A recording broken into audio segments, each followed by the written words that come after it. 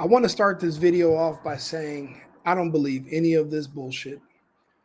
I don't believe that Charlie was killed solely by just Tyler magically having good luck on that day and Charlie just having bad luck on that day. So you mean to tell me there was not just a security failure with his own top tier, high paid private security, but the school security also failed on that day. But then so did the cameras and pretty much every other precaution. There was no medical tent. There was no ambulance. So how in the world did everything just magically fail and it all just windfalled and benefited some autistic gay kid that humps on another boy that's a pretend furry allegedly? It just magically gave him the perfect set of events to pull off one of the most, I don't know, heinous and widely viewed live assassinations our nation's ever seen. I don't buy it. I don't believe it. And these security guards, how are you an ex-cop, ex-Marine, but you're fidgety? Those guys are those men. I've met those men. They're cute. They're cool as a cucumber, unless they're lying. Let's listen to this breakdown. I want to start with chilling new details that have come to light about Charlie Kirk's assassination, coming from the head of Charlie's security team. This man is Brian Harpole. He sat down with podcaster Sean Ryan for almost 3 hours, opening up about everything that unfolded that day. Also, I don't like Sean Ryan answering questions for this man and covering for him. Sean, you weren't even there. You weren't even a part of the security detail. Who are you to fill in gaps for anyone? But I'll let him finish. He also spoke about the feeling that he had in the lead up to September 10. 2 days before the speaking event at Utah Valley University, the day that Charlie was taken from us in the most evil way possible, Brian Harpole was worried. Brian Harpole is a former Navy SEAL, he's a former police officer, and he became aware that some of the rooftops were easily accessible. So what did he do? He contacted the UVU police chief, Jeff Long, asking him directly if one of his security guards could be stationed at the doors to block it. Here he is reading the word-for-word text message exchange between them. Monday before, this correspondence went to Chief Long. Hello, Chief Long. We received this message today from the student group. There is a student roof access pretty close to where CK will be set up at the Utah Valley. The Sorensen Center has a couple of staircases that go up to walkways on the roofs. He comes back, and for edification, the Sorensen Center was the building in front of the Lucy Center.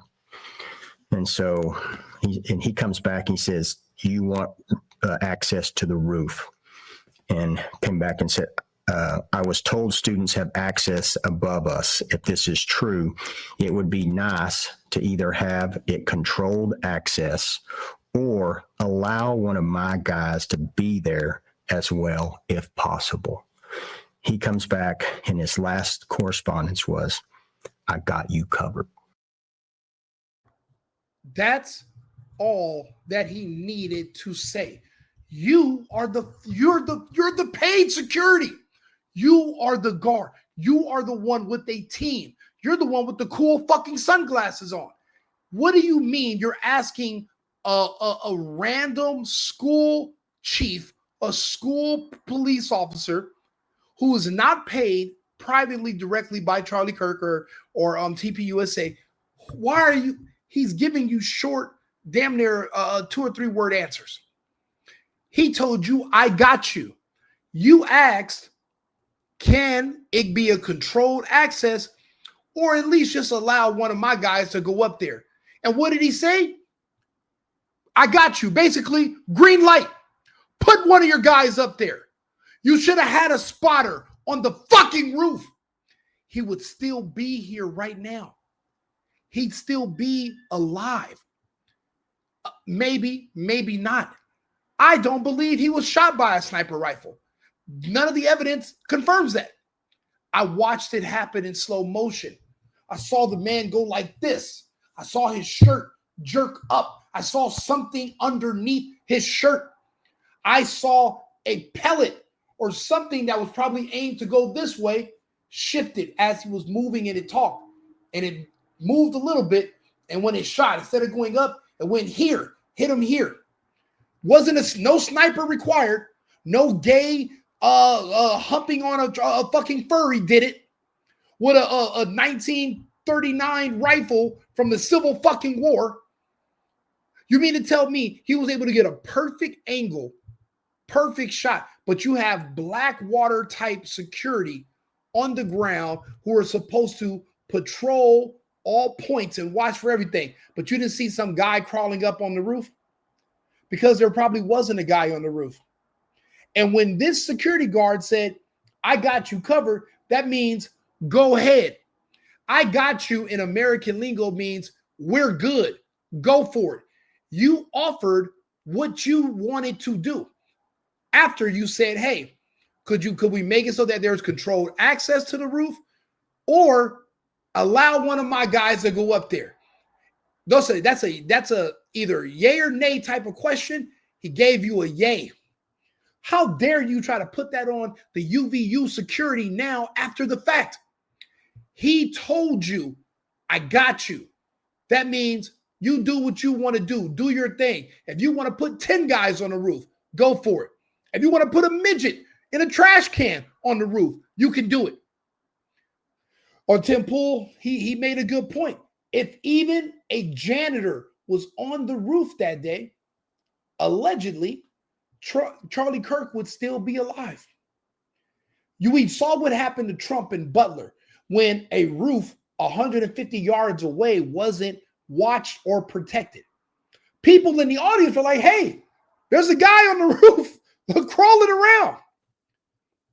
But you mean to tell me, even when we just had almost an assassination of our current president in Butler, Pennsylvania, about a year before, almost exactly, after seeing that security failure, you mean to tell me this security team, this paid security team, their number one concern wasn't not just to watch the audience in front of us, but to also make sure we're on the roof and we're watching all the different vantage points and angles? This isn't the first time we've had a sniper.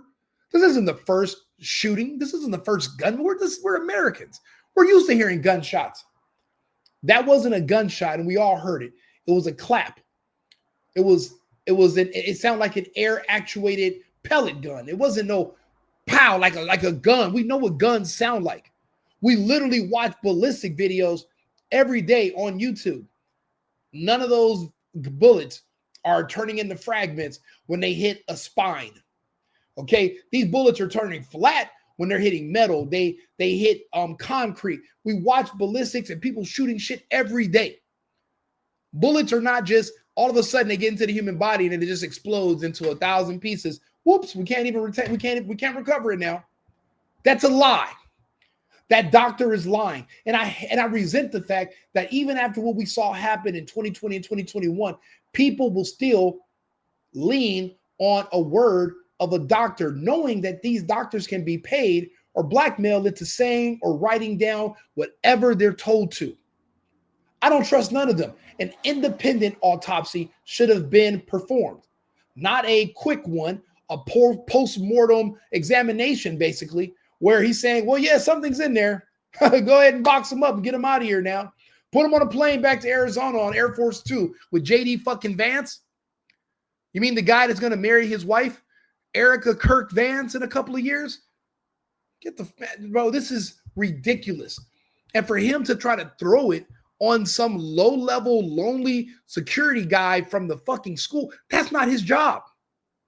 He's there to watch for students. This is a private event you guys are hosting. You should have had 3 spotters on the roof. You're paid enough, you can afford it, but you want to throw it and pretend like it was some mistake that the local police, they're not paid to be there. There's already free police everywhere. He paid you. You're private security. I've been someone's security. I've hired armed security. I've been to events where I've had people who were there with me. You had one guy walking with me. You had another guy that was at an elevated position looking at different vantage points because, guess, I'm on stage. They're watching to see who else is watching me and from what angles. I'm barely anybody. I'm paying these guys $4,000. This security team, I'm sure, is being paid 20+ thousand a day every time they do an event. Security, even Tim Pool, he'll tell his security's 10,000 a day just to go to one event, 10,000. And you mean to tell me with all that money you're paying, all that manpower, when I seen that swarm of guys wearing their shades all jump over that table, one guy jumped over the table, didn't even look at Charlie. He ran up to one of the other guys in the group, exchanged something, and took off. Didn't even look down at, none of them took off their glasses to get a better look at the injury. They didn't even do that. It just seems like they were doing a mock simulation of, okay, what happens if there's an attempt on Charlie? What's going to be our procedure? Well, okay, we're going to do a test. We're going to do a test run. It seems like they all figured this was like a fake test run, and Charlie was in on it, and they scoot him away. They didn't even act like this was a real situation. None of them, again, nobody took off their black dark shades to get a better look at the injury so they can try to stop the bleeding of a carotid artery. Nobody even tried. Nobody. But you want me to believe it was a failure of the school police? Yeah, all right.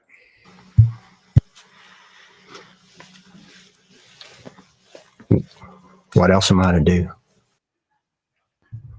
How about you do your fucking job?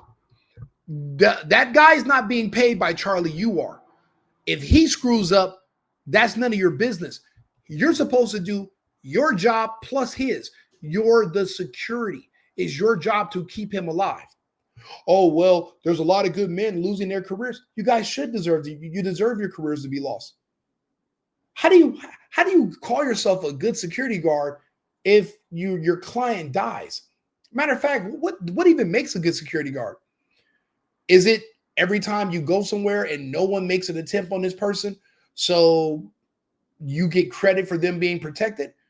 Or does that make you a security guard that's as good? Or you're a good security guard because there's constantly different people taking attempts on the life of your client and you're able to keep them alive through different events? I think that's how you can tell if somebody's a good security guard, because there's someone trying to kill them and you keep them alive. But if this is the first attempt on Charlie's life and you failed, I wouldn't say any of you guys were good security guards. You guys were a bunch of bums. I remember there was this one security guard in LA that everybody's hiring him, a big dude. And I remember we went to a club, and some random guy that he had pushed to get out of the way of the celebrity he was guarding that night, the guy he pushed whooped his ass.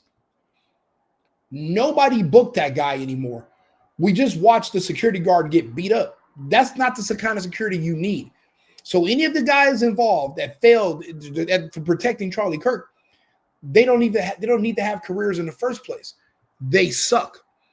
They couldn't keep their client alive. That means you're a bad security. You're not good security. There's a difference. Just because no one's ever tried nothing on Charlie until that day, so you kept him alive. It's like paying for insurance even though you've never been in an accident. Okay, how good is your insurance once you get into a crash? That's how you know if it's a good insurance company. So when someone takes a shot at Charlie and he lives because of your security measures, that's how you know you're good security. That means so technically you are a horrible. You get an F on your report card. I got you covered. I mean, it is so hard to hear that.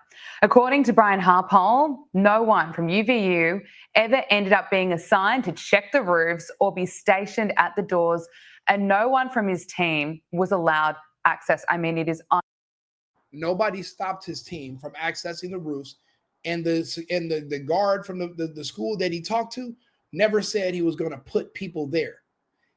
Remember, Charlie Security said, can we make it access only, or can we put our own people up there. He said, I got you. You can do whatever you want. That guy from the school police never said he was putting anyone on the roof.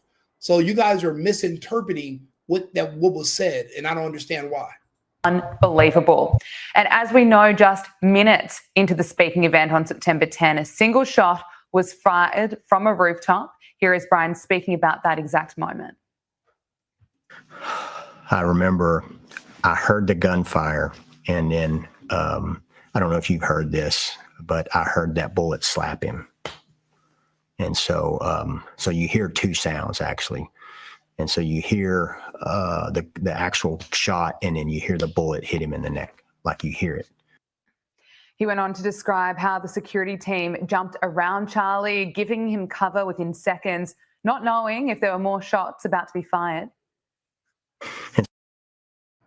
We don't know what they did around Charlie. We know one guy slid across the table like he was sliding on the hood of a car in Miami Vice.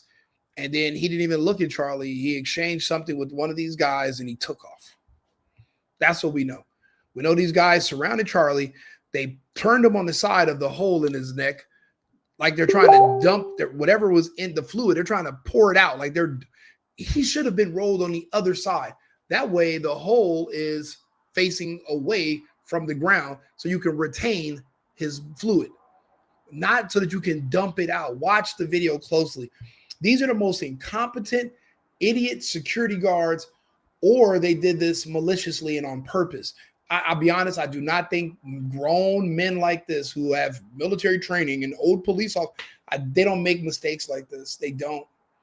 The least they could have done is push Charlie down and turn him on his side so that the wound is not facing the ground and just dumping out Charlie's fluids. Come on. Is that not is that too basic to believe? I've seen people with better reactions to paper cuts than to these pain, ex-Marine, ex-security, blah, blah, blah. These guys fucking suck. They're bums.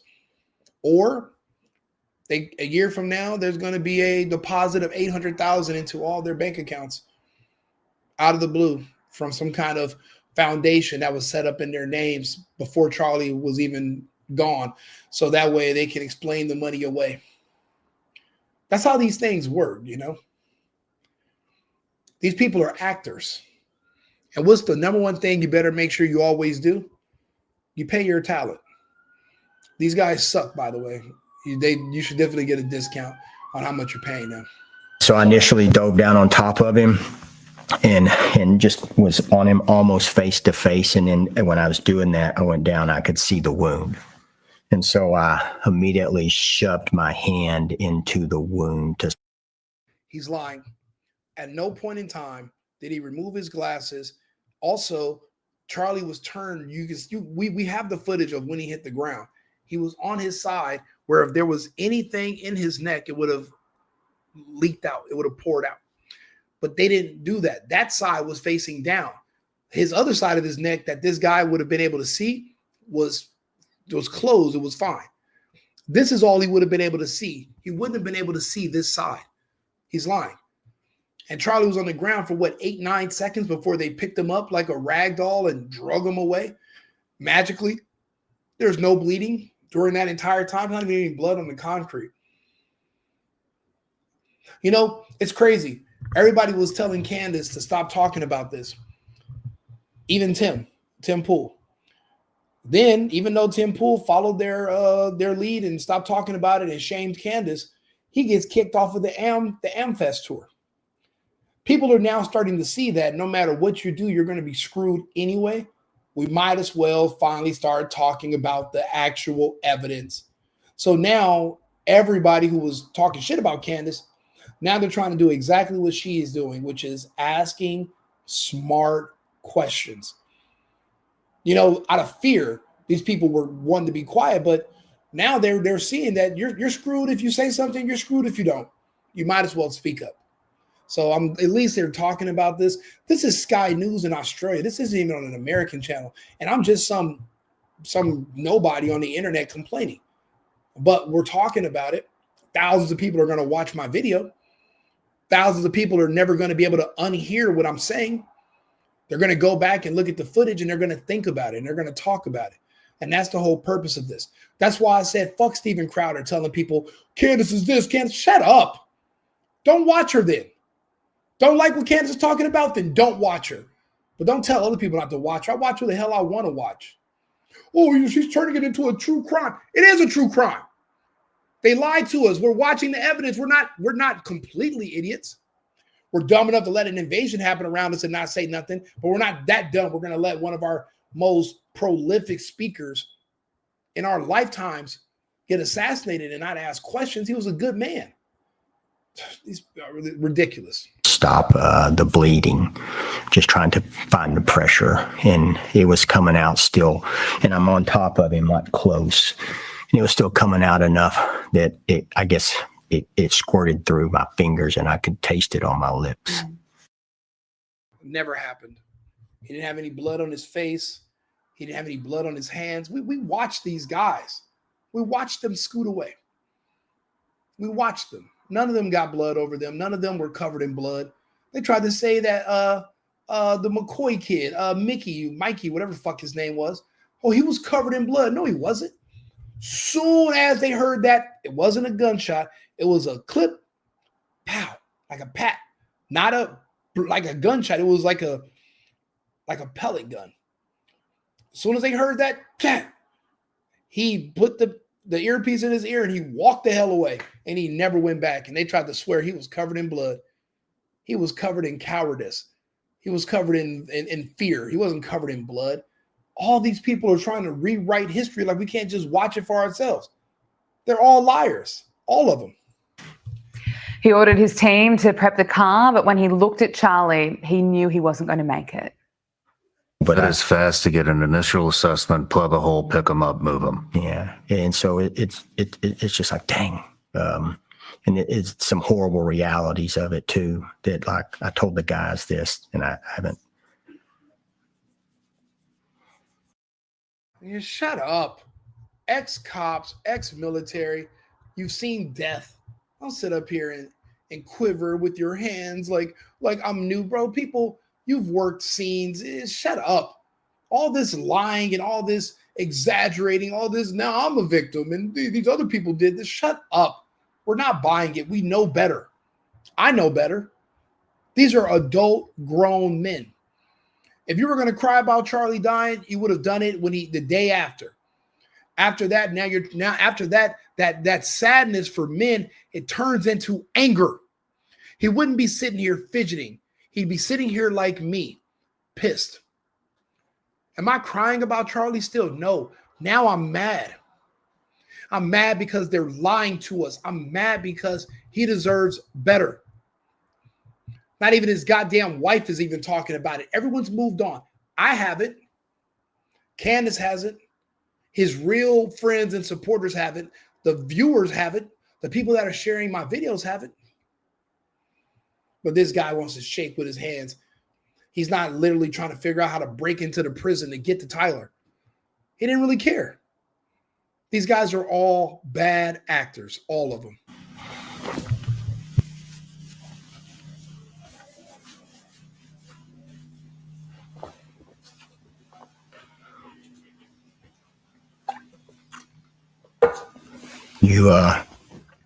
When I jumped down on him, he had doll's eyes. And so I was like, man, these are wounds incompatible with life. You know. Yeah. You want to take a break? It is so heartbreaking. We know that 22-year-old Tyler Robinson has been charged with aggravated murder. UVU says it's in the process of an independent review into what happened. But 10 weeks on, there are still many, many unanswered questions about the failures of that day, the day we lost an American hero. Free Tyler Robinson. I don't even have to say free him. We will be exonerated. There's not enough evidence here to fucking even charge him. Remember, they didn't catch him in a manhunt. They didn't track him from the crime. He's sitting down eating lunch with his dad, and his dad was like, wait a minute, that guy on the TV kind of looks like my son. Then he called the kid's mother. Then they were like, yeah, the guy kind of does look like him. And then they called the police and turned him in. They didn't capture him. They didn't find him like a manhunt. There was no, what's the movie, The Fugitive with Wesley Snipes? We're going to check every outhouse, back house, in-house, roundhouse, church, blah, blah. None of that happened. None of them. Tyler Robinson was turned in. That wasn't exceptional work by the FBI. So you mean to tell me this man was able to get off one shot and nobody saw him stand up and start walking?